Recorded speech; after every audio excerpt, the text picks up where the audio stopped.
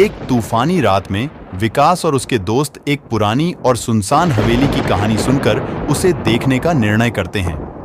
हवेली के बारे में कहा जाता था कि वहां रात बिताने वाला कभी वापस नहीं आता। साहस के साथ वे तीनों दोस्त हवेली की ओर बढ़ते हैं। जैसे ही वे हवेली के पास पहुंचते हैं, दरवाजा अपने आप जोर से खुल जाता है। अंदर बहुत अंधेरा था और हवा में अजीब सी ठंडक थी। विकास सबसे आगे बढ़कर अंदर जाता है और बाकी दोस्त उसके पीछे पीछे आते हैं।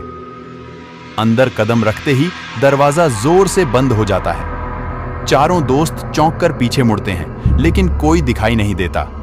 हवेली की दीवारों पर लगे पुराने चित्रों की आंखें उन्हें घूरती हुई लगती हैं। वे एक दूसरे की ओर देखते हैं और डर को नजरअंदाज कर आगे बढ़ते हैं। जैसे ही वे हवेली के हॉल में पहुंचते हैं, एक पुरानी घड़ी की टन टन की आवाज सुनाई देती है।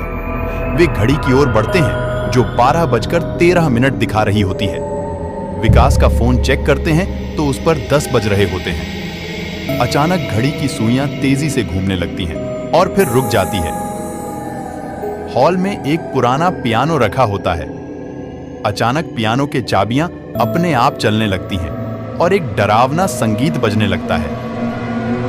सभी दोस्त सहम जाते हैं और पियानो की ओर बढ़ते हैं। जैसे ही वे पियानो के पास पहुंचते हैं, संगीत बंद हो जाता है।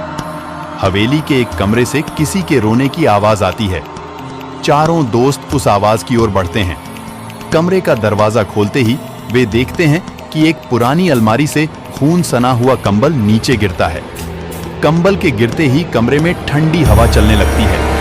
विकास अचानक अपने पीछे किसी के होने का एहसास करता है। पलट कर देखता है तो एक सफेद साड़ी में लिपटी हुई महिला खड़ी होती है। उसका चेहरा बालों से ढका होता है। विकास चीखता है और महिला गायब हो जाती है। वे भागकर एक और कमरे में जाते हैं जहां एक पुरानी डायरी मिलती है।